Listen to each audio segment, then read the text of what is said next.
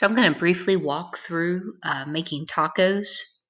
This recipe here can be used with lots of different ingredients.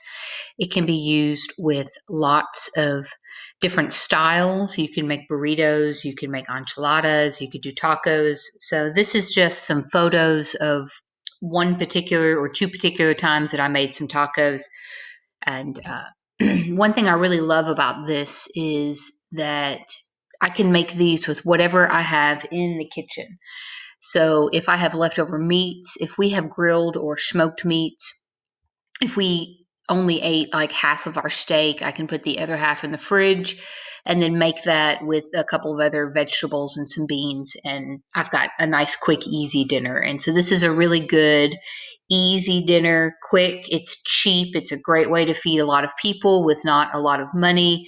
I have taco bars when my friends come over for dinner, and we just lay out a bunch of ingredients and everybody makes their own. And so it's really a good option.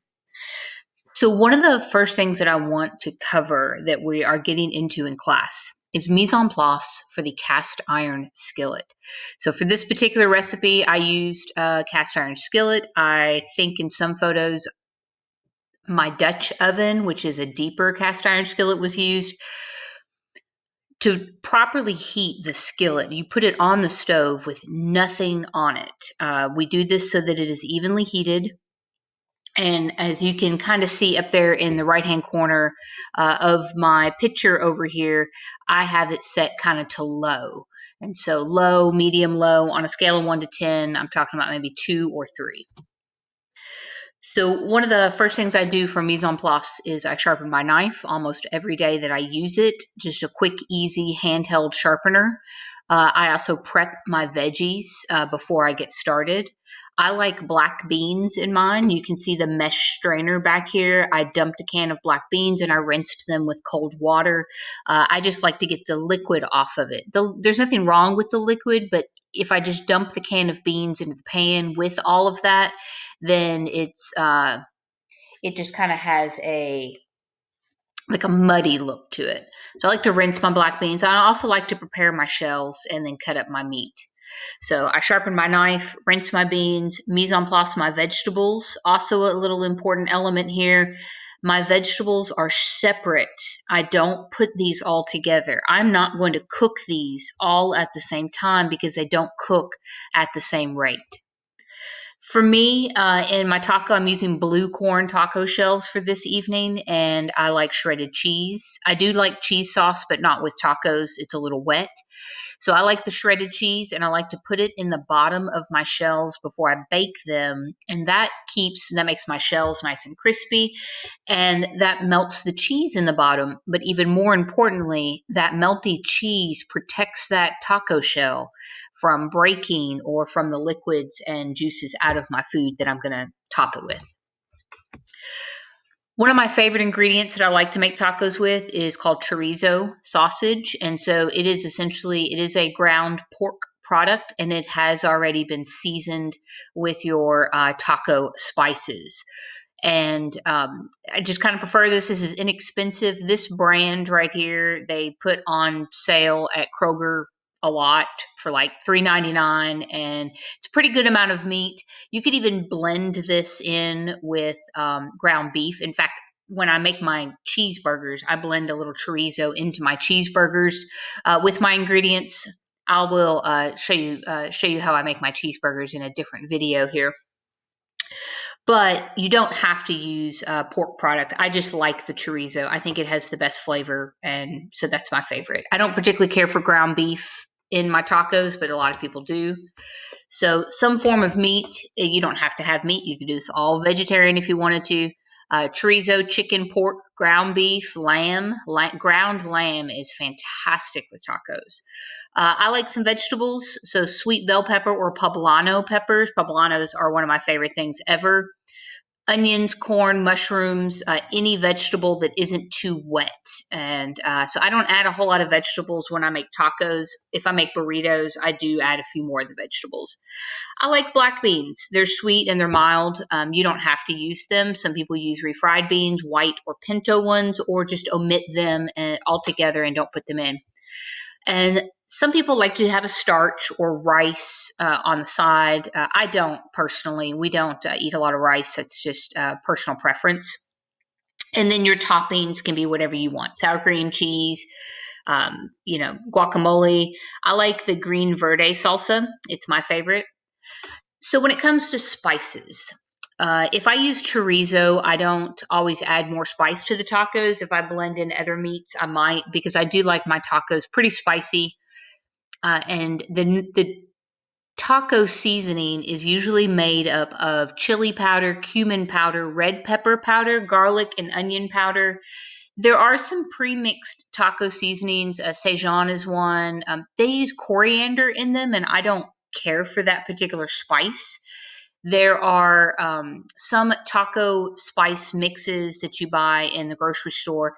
They have a tendency to have like some anti-caking agents in them that keep them from kind of clumping up, and essentially those are chemical additives, and I just don't care for that. I prefer to try not to eat as many chemical additives as I can. So I just get the spices and I add them myself. What you're actually seeing here, as far as my seasoning or spiciness goes, the jar closest to you is smoked, dried, powdered jalapeno peppers that my friend puts up. We call that unicorn dust. A smoked paprika, some chili powder, some cumin, and then at the end, I'm going to add some chili garlic paste and some jalapeno tomatillo sauce.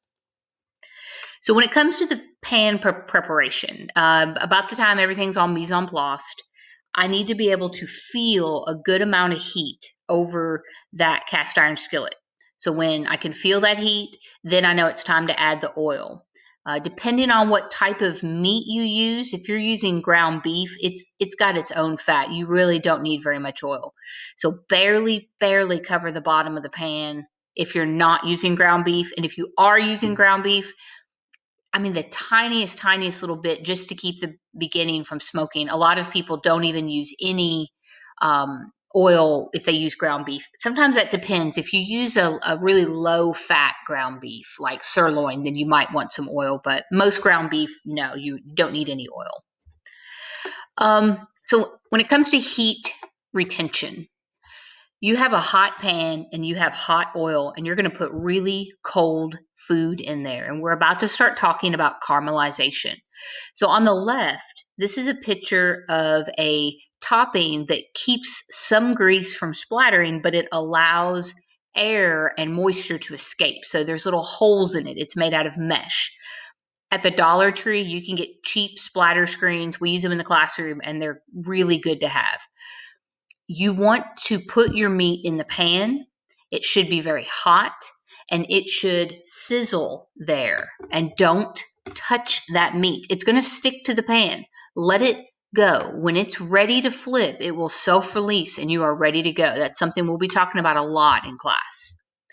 So when things have started to brown on the bottom, then I start adding some vegetables. And in this case, I added the onions and the poblano peppers.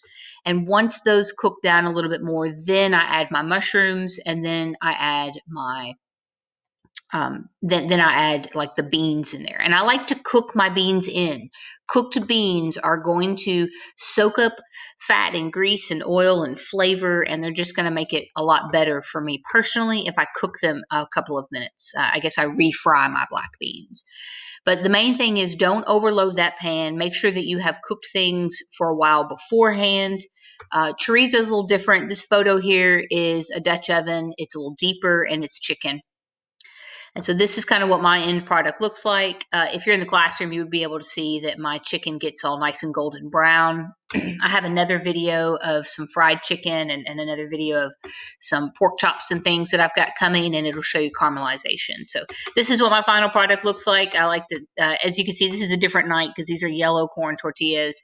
So there was chicken and chorizo. I kind of combined some photos that I had taken. One of the great things about the chorizo taco filling is that you can take the cooked beans and chorizo and what I made my tacos out of and put a little bit of cheese in there. I buy these blocks of queso blanco, but regular white American cheese works with some jalapeno peppers. It depends on how spicy it was to begin with. But I just put some of the cheese in there and heated it in the microwave, and I made a nice dip. And that's just super easy. I like to have a snack when my husband comes home. He works really hard and he's a really skinny guy. And so I try to feed him as soon as he gets home and just have something ready to go for him, and some quick and easy chorizo taco dip, little like nacho dip is good. You could do nachos and actually put it over the tortillas. I don't like that. It makes the tortillas soggy, but that's just me personally. So there you go. There's just kind of some tips.